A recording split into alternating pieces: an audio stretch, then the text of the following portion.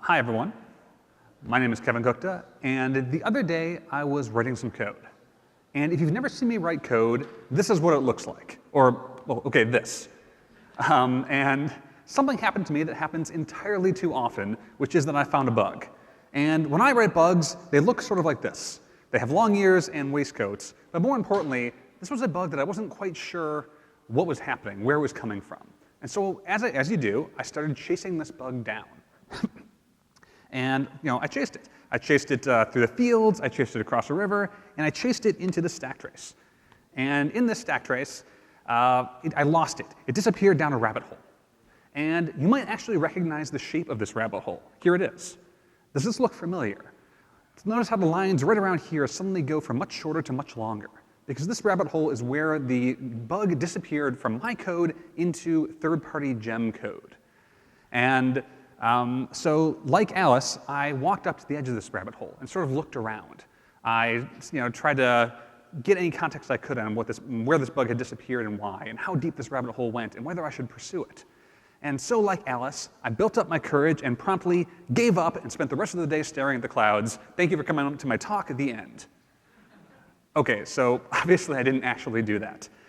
This is a story that has played out a lot of times in my career, maybe yours too, where you're tracing a bug and you find that it disappears into a gem and you can't debug it any further. And for the first few years of my career, I gave up, I turned back. I don't have time to go down a metaphorical or literal rabbit hole. But I still have to fix the bug, and so I tried everything I could think of short of going down that rabbit hole to debug it.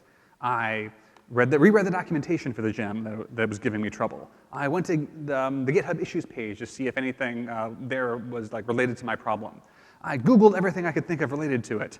I went on StackOverflow, asked a question, and waited for it to inevitably be closed as a duplicate of an unrelated question. When I gave up, when that didn't work, I tried just staring at the code really hard. And when that didn't work, I fell back to everyone's favorite tried and true debugging technique, rerunning the code repeatedly without changing anything to see if it got a different result.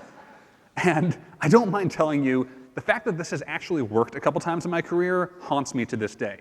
But it usually fails. And so then I fall back to everyone's debugging technique of last resort, screaming into the void. And that was usually sort of the end of my process for the first few years of my career. Until one day, in a fit of anger, I said, you know what, fuck it, I'm just going to go on GitHub, find the gem that's giving me trouble, clone the repository, and take a look. And I don't know exactly what I expected. I think I expected this to be sort of impenetrable code written by godlike programmers that I could never hope to comprehend. But lo and behold, I opened up this gem that was giving me trouble, and it turned out it was just more Ruby code, like the code that I had written. It was, maybe a little foreign. It had some new idioms, some new patterns, and of course it was a bunch of code that I'd never seen before, but I was able to read it, and I could explore this gem and figure out what was causing my problem. Now, I will admit, the first time that this happened, I think the problem was just that I spelled some input wrong. So that wasn't a great use case. But other times I've dove into a gem that was giving me trouble and found out that maybe the documentation for the gem was flat out wrong. It said it did one thing or behaved one way, but it actually behaved a different way. One other time, there was a gem that had a function I needed that solved my problem, but that function wasn't documented anywhere. I was only able to find it by digging into the code of that gem. Another time, the gem was taking some input and had some unstated assumptions on what that input was and how it was shaped. And I only knew this because I dove into the code of the gem itself. My point is that diving into the source code of a gem that's giving you trouble is an invaluable skill.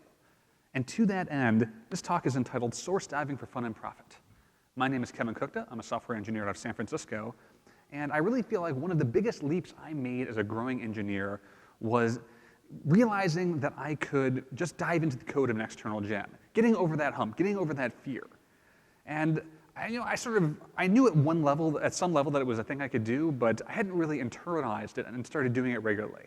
And once I did, I feel like I leveled up noticeably as an engineer. And the goal of this talk is to help some of you get over that same hump. Or if you're already over it, to try to give you some better techniques for exploring a gem that's giving you trouble. Because I don't know about you, but the first time that I did this, I just opened up a gem and started reading through it like it was a book, cover to cover, file by file. Now I have a slightly more structured process. Admittedly, my process isn't that structured, but to give you the false impression that it is, I give you the Kevin Kuchta 3-ish step process for source code diving, patent pending. And the steps in this process, the first one I've decided to call Take Me to Your Leader. So you've just downloaded some gem that you need to explore to fix some bug. And the first step in my mind is figure out the shape of this gem. And by doing that, to do that, find the biggest, or at least the most important files, the ones with all the logic. Because a lot of gems, they'll have 30 or 40 different files, but only 2 or 3 actually contain the heart of the gem, what it does, the most important logic. And a good way to find this important logic is to start at the top. You've just downloaded, say, the Sidekick gem in this example. You open up the lib directory where all the source code is, and there's a file named after the gem. This is the entry point of the gem, the first code that gets run. And we open that up, and lo and behold, our first try, we found a file that has a pretty good file of logic. This was a few hundred-line file. It has lots of methods. Those methods have actual code in them. By contrast, here's the can-can gem, or the can-can-can gem, which is a community fork of the can-can gem. Anyway, there's a file in it called can-can-can.rb. That's the entry point. I open it up and find a whole lot of nothing. This is the entire file. All it does is declare a module named can-can-can and then require another file, can-can. OK, let's trace this one step further and open up the can-can file.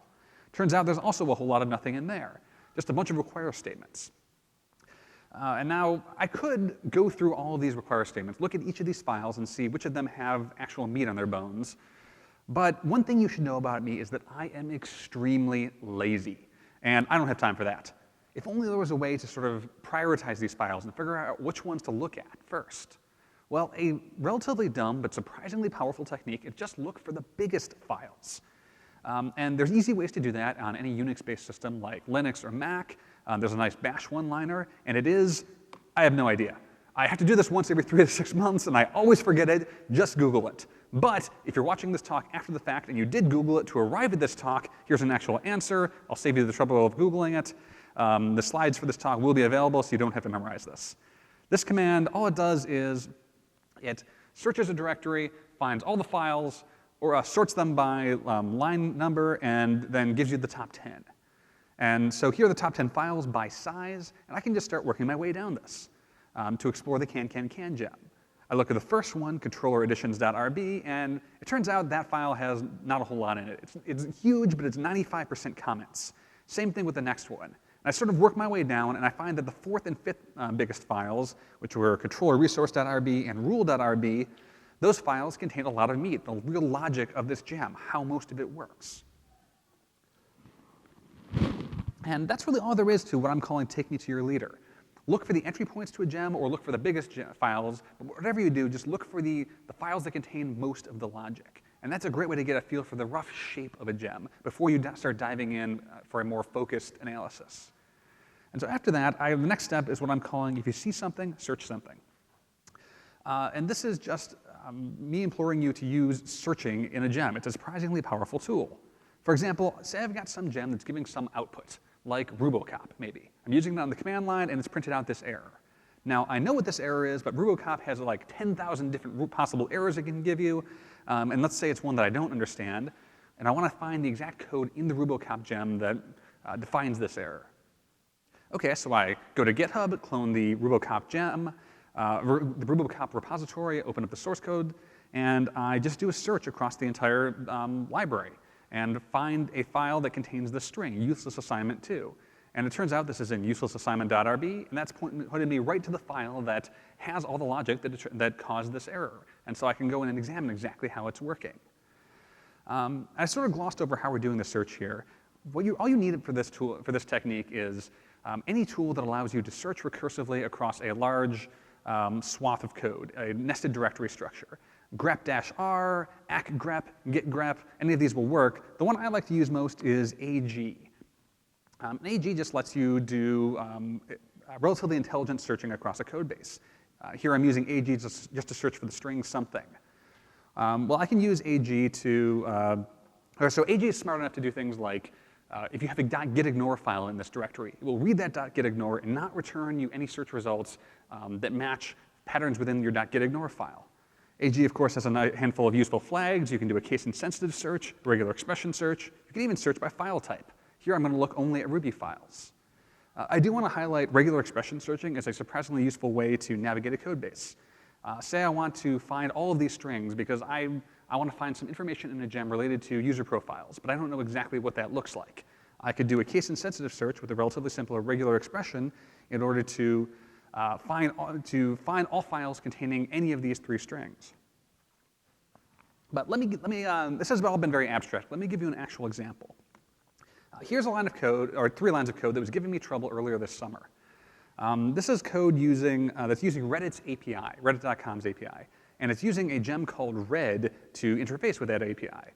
But this code wasn't doing what I expected. What it should do is anytime anyone makes a comment anywhere on Reddit.com, it should trigger this code and print out that comment. But it wasn't working, so I started using searching to try to debug it. And since the method I'm calling is stream, I will first search for stream.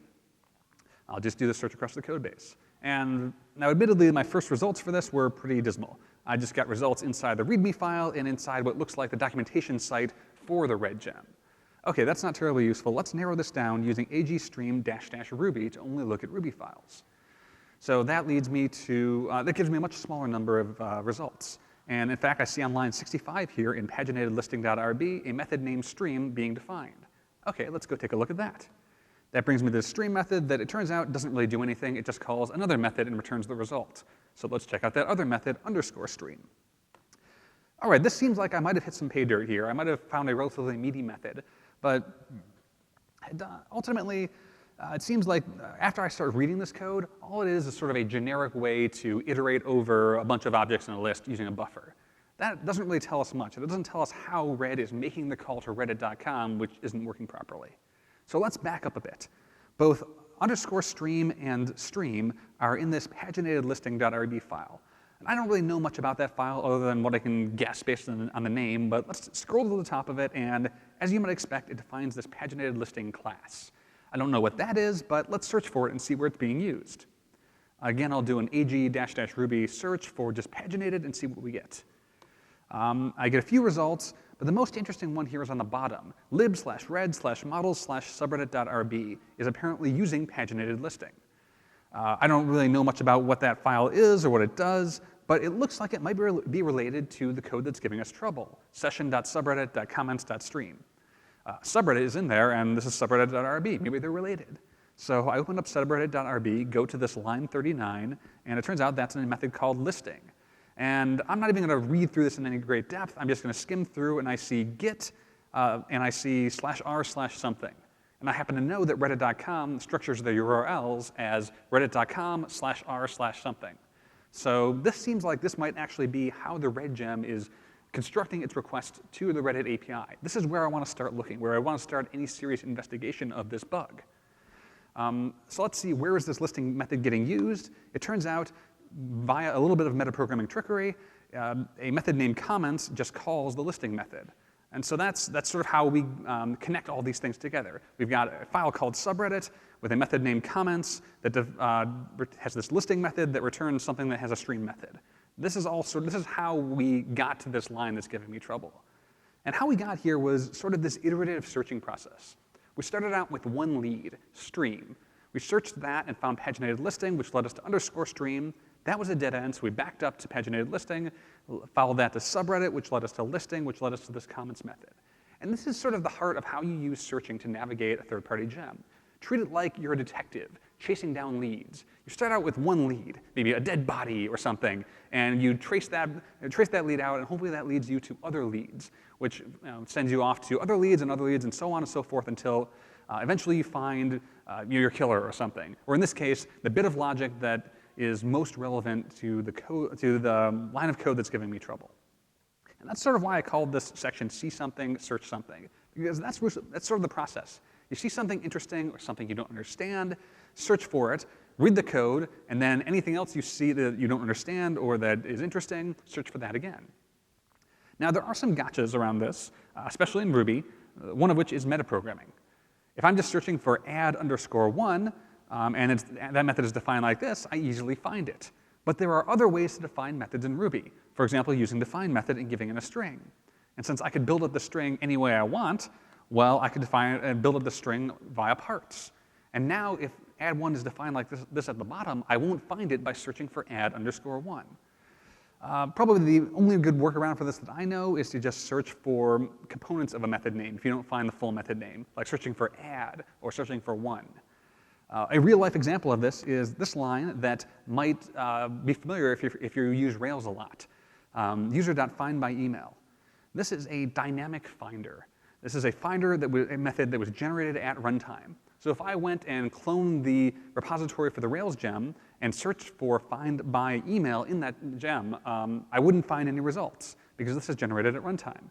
So instead, I can just search for find_by, and I will in fact find bits of the metaprogramming nonsense inside Rails that make this that power this method. But okay, so far I've only gone over just basic text searching. Let's take a look at something a little bit more powerful. But first, let me set up an example. Here's a method, can?, and this comes from the can gem that we briefly touched on earlier. I want to find where this method is defined. So I go into the can gem and search for it. I'm using -c here as an argument just to show how many results we're getting for each file to keep the slide short. And we're getting like 30 to 40 results. And as we've established, I'm very lazy. I'm not going to look through all of those. So let's see if we can narrow it down. We're going to use the Referral gem, which is a tool for finding references inside a codebase. It actually parses the Ruby code into an abstract syntax tree and searches that. So here I'm going to use Referral to search for something that has the exact name can?. And I find only 6 results. It turns out 2 of these are method declarations and 3 of these are method invocations. Let's narrow it down even further. I'm going to search for something with an exact name of can?, but the type of thing I want is an instant method declaration.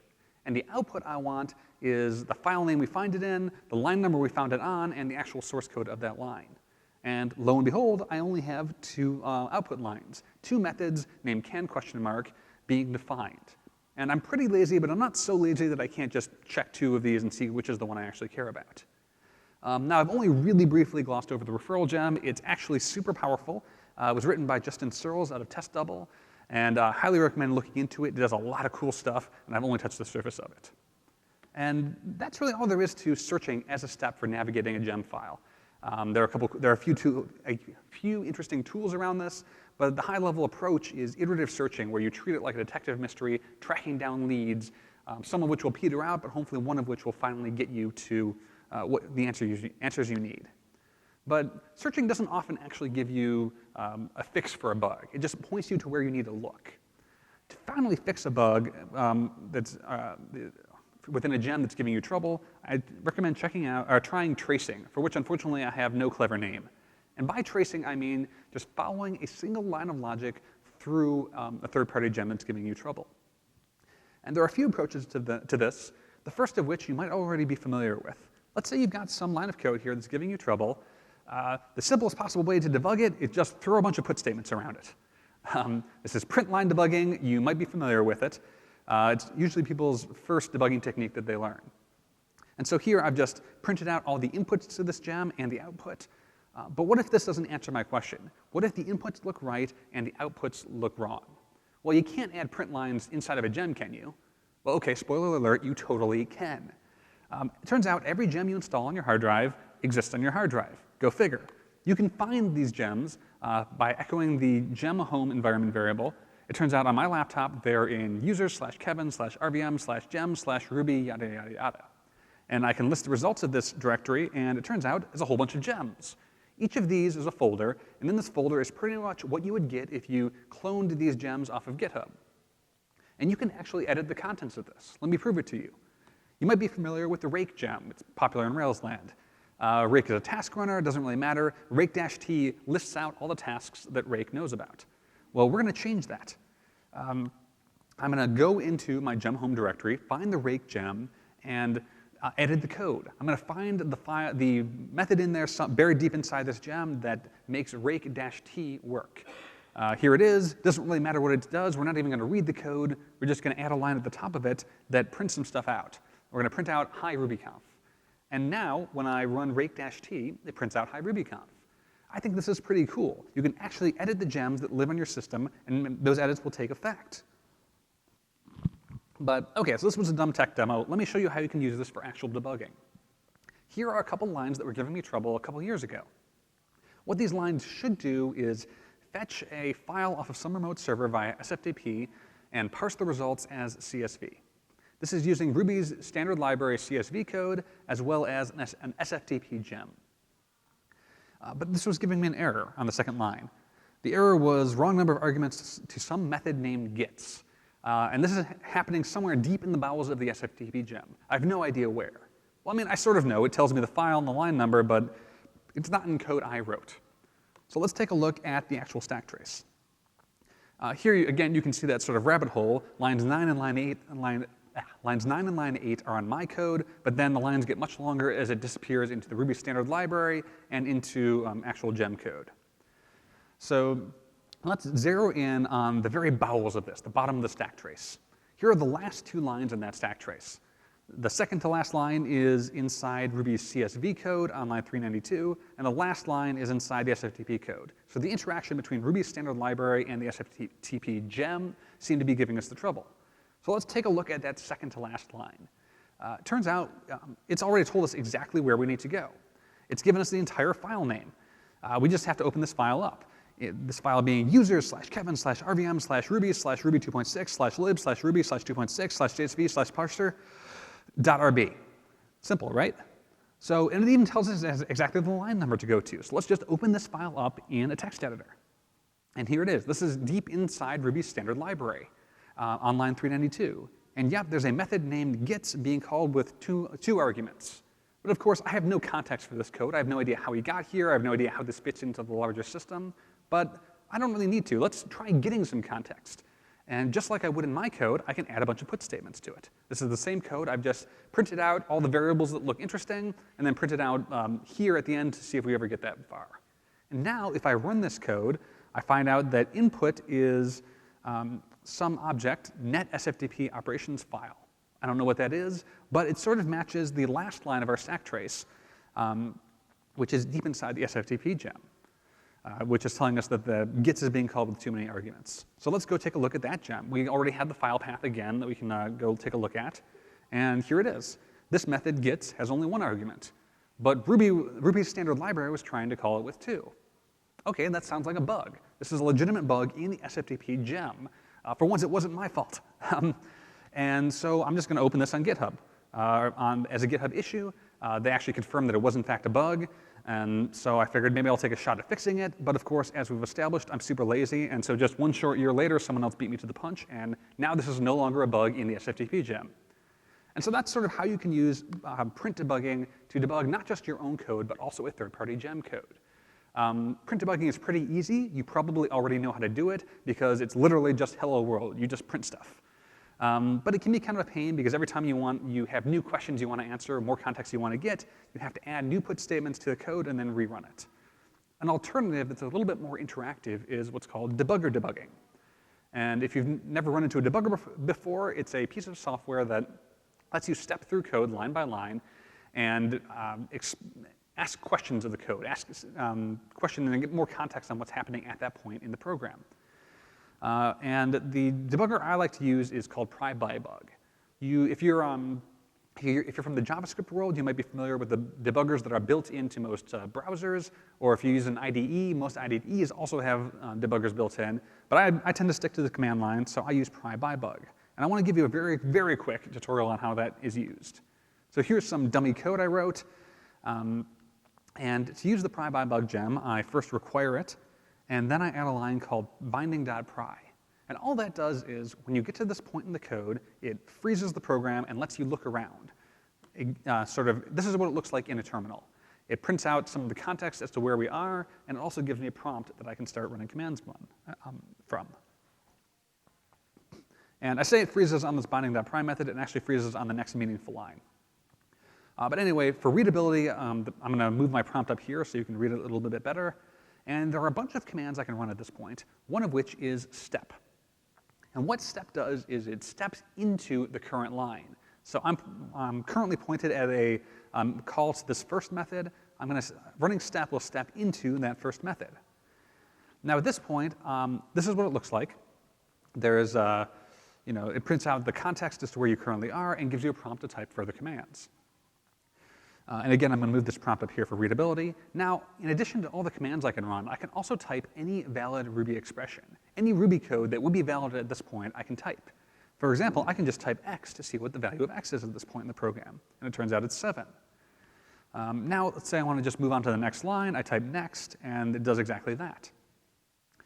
And again, I can still ask questions of the program. Maybe I've forgotten what x is. I want to see if x is greater than 5. I just type x greater than 5, and it says true.